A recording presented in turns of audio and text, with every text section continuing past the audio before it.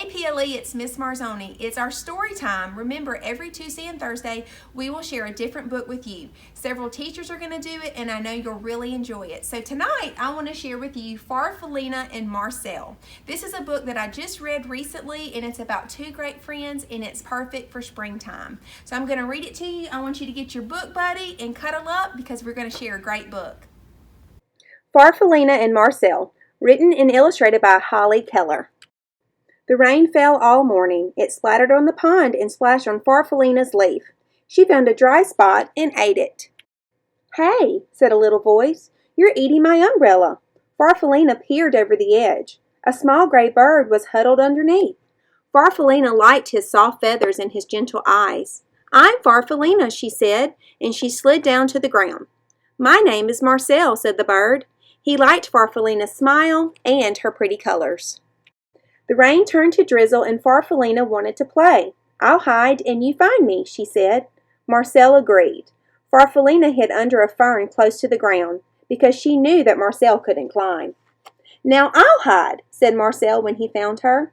He hid right behind the tree because he knew that Farfallina moved slowly. "I can take you for a ride on the pond," said Marcel. Farfallina inched her way up to Marcel's back. "You tickle," said Marcel, and he slipped into the water. Farfallina giggled. "There's so much to see," she said. Farfallina and Marcel played together every day. They liked the same games and they liked each other. But one day Farfallina was not herself. "I'm not sick," she told Marcel. "Just a little uncomfortable. I need to climb up onto a branch and rest for a while." "I'll wait for you," Marcel called as Farfallina made her way up to the tree.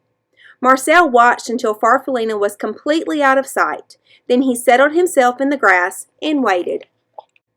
Night came and then morning, but Farfallina didn't come down. Marcel called to her, but she didn't answer. He was very worried and terribly lonely. Weeks went by. The afternoons grew longer and warmer, and Marcel went to the pond. He was growing, and when he looked at his reflection in the water, he hardly recognized himself. He went back to the tree every day to look for Farfallina, but she was never there, and after a while, he gave up. At the top of the tree, Farfallina was snuggled in a blanket of glossy silk. She was growing too. The sky was blue and clear the morning she was ready to come out and open her beautiful new wings. She had no idea how long she had been up in the tree, and she floated down to find Marcel. "I'll just wait," said Farfallina when she didn't see him, and she sat on a flower. Nighttime came and then morning, but Marcel wasn't there. Farfallina was tired and confused. She fluttered around a bit and went to the pond. The pond was glassy smooth, except for the ripples made by a large, handsome goose, who was swimming in solitary circles. Farfallina shivered with disappointment. She went to the pond every day to look for the small gray bird named Marcel, but he never came. One morning the goose stopped his silent rounds and spoke to her. "You must like it here," he said. Farfallina fluttered a bit. "I've been waiting for a friend," she said sadly, "but I don't think he'll come." Marcel liked her smile and her brilliant colors. "I know how you feel," he said. "I lost a friend too. She just vanished into thin air." Farfallina liked his sleek feathers and his gentle eyes. "A ride around the pond might cheer you up," Marcel said. Farfallina thought it would, and she settled herself on Marcel's back. "It's funny," Marcel said, "but I feel as though I've known you for a long time." "I was just thinking the same thing," said Farfallina. "My name is Farfallina. What's yours?"